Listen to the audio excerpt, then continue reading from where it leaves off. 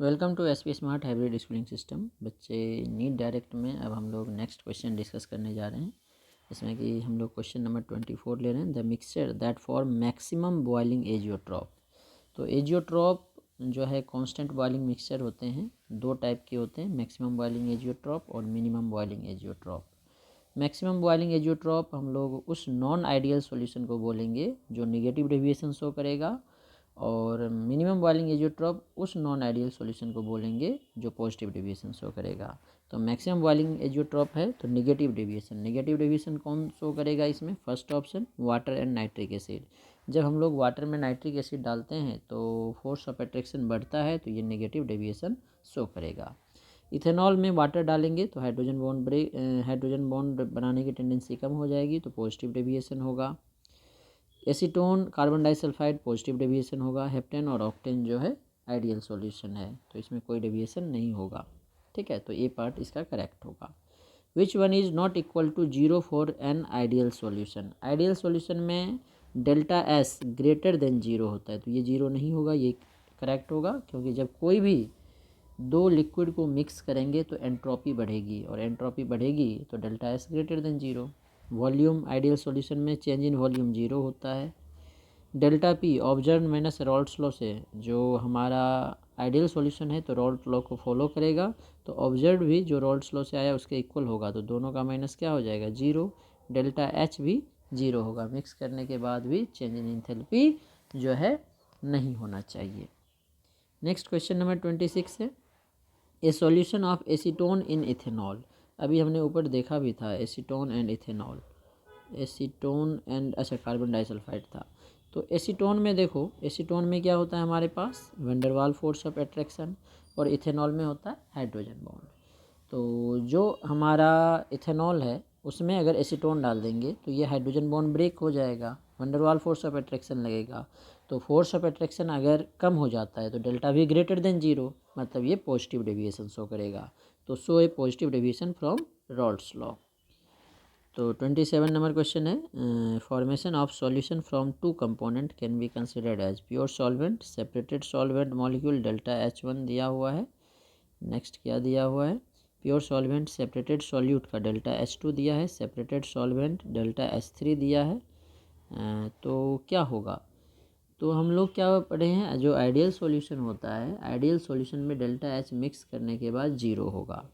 तो जो टोटल होगा डेल्टा H सॉल्यूशन का वो क्या होगा? तीनों के सम के इक्वल होगा, delta H1 plus delta H2 plus delta H3। तो बी पार्ट में है तो बी पार्ट के इक्वल होगा, क्योंकि चेंज इन इंथैल्पी जीरो होता है। तो सॉल्यूशन का जो जितना इंथैल्पी है वो तीनों इंथैल्पी के सम के इक्वल होगा, मतलब दोनों का डिफरेंस जीरो।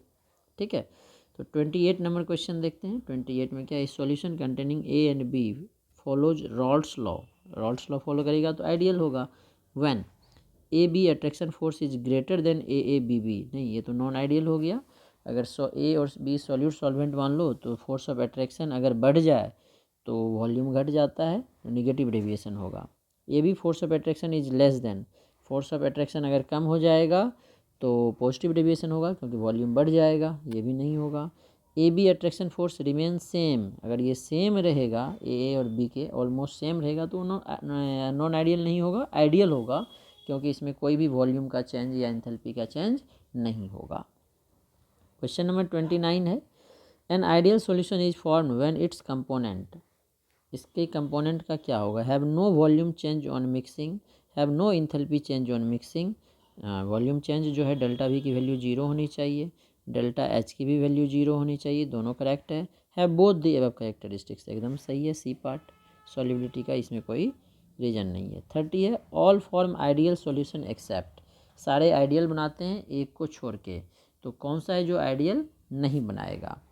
तो देखते हैं। बेंजीन टोलिन, ये तो आइडियल सॉल्यूशन का एग्जांपल ही है। बेंजीन और टोलिन ये दोनों क्या होते हैं हमारे पास? आइडियल सॉल्यूशन होते हैं। इथेन और iodoethane almost same force of attraction है, तो ये भी आइडियल होगा, ये भी आइडियल, दोनों में वंडरवाल फोर्स है, इसमें भी van der Waals force. Chlorobenzene bromobenzene ideal. Iodoethane और इथेनॉल ये आइडियल नहीं होगा। क्यों नहीं होगा? क्योंकि इसमें हाइड्रोजन बॉन्ड है और इसमें वंडरवाल फोर्स ऑफ अट्रैक्शन है, मिक्स करेंगे तो हाइड्रोजन बॉन्ड ब्रेक हो जाएगा, तो ये आइडियल सॉल्यूशन नहीं बनाएगा। ठीक है, नेक्स्ट जो है कॉलिगेटिव प्रॉपर्टी पे क्वेश्चन है। तो फर्स्ट क्वेश्चन देखते हैं, 31 नंबर क्वेश्चन है, ऑस्मोटिक प्रेशर का है। The plot of osmotic pressure pi versus concentration mole per litre मतलब molarity for a solution gives a straight line with slope दिया हुआ है। तो बच्चे ये अच्छा क्वेश्चन थोड़ा सा बनाया है, कंसेप्चुअल है। पाई इक्वल्स टू हमने क्या पढ़ा है, CRT। तो पाई और कंसंट्रेशन का ग्राफ बनाना है। तो पाई को y एक्सिस पे ले लो, इसको x एक्सिस पे, तो ये क्या होगा, इसका स्लोप। तो y इक्वल्स टू mx का ग्राफ कैसा होता है, स्ट्रेट लाइन जिसका स्लोप है m की वैल्यू क्या है RT। ठीक है, तो स्लोप की वैल्यू हमें दिया हुआ है, मतलब RT का वैल्यू हमें दिया हुआ है 25.73 लीटर बार पर मोल। ठीक है, the temperature at which osmotic pressure measurement is done is, तो टेम्परेचर पूछा है क्या होगा, तो टी की वैल्यू क्या हो जाएगा 25.73 अपॉन आर। ठीक है, तो आर की वैल्यू पुट कर देंगे। अब देखो लीटर बार में है, तो 25.73 आर की वैल्यू बार लीटर पर मोल पर केल्विन में क्या होता है 0.083 भी होता है। ठीक है, तो अब इसको सॉल्व करोगे तो ये आ जाएगा केल्विन में। केल्विन में क्योंकि ये केल्विन में था ना, ये जो था स्लोप दिया था लीटर बार पर मोल। ठीक है, अब ये जो आर की वैल्यू पुट की है तो ये केल्विन में आ जाएगा, बार लीटर पर मोल पर केल्विन है तो केल्विन बचेगा। अब इसको सॉल्व करोगे तो ये आ रहा है 310 केल्विन। तो हमारा आंसर 310 डिग्री सेल्सियस है, तो नहीं होगा। सेल्सियस में क्या करेंगे 273 माइनस कर देंगे तो ये डिग्री सेल्सियस आ जाएगा। तो 7 10 में से 3 7 गया 3 37 डिग्री सेल्सियस। तो 37 ए पार्ट है, तो ए पार्ट इसका करेक्ट होगा। नेक्स्ट 32 नंबर क्वेश्चन है, which amongst the following aqueous solution of electrolyte will have minimum elevation in boiling point. तो बच्चे जो एलिवेशन इन बॉइलिंग पॉइंट है डेल्टा TB, इसका फॉर्मूला होता है हमारे पास I/KB/M। डेल्टा TB का फॉर्मूला होता है I/KB/M। अब देखो सम में कंसंट्रेशन भी चेंज है, KB तो कांस्टेंट होगा क्योंकि क्या पूछा है एक्वस सॉल्यूशन, सब में सॉल्वेंट वाटर है तो KB का वैल्यू वाटर के लिए सेम होता है। M चेंज है और I भी सबका चेंज होगा। तो डेल्टा TB देखते हैं, I वैसे सबका देखो सेम ही लग रहा है, सबका 2 ही है। तो डेल्टा TB की वैल्यू क्या होगी फर्स्ट पार्ट के लिए, ए पार्ट में देखो I का वैल्यू क्या होगा Mg2 प्लस सल्फेट 2 माइनस 2 होगा। तो 2 KB/M कितना है 0.1, तो 0.2 KB हो गया।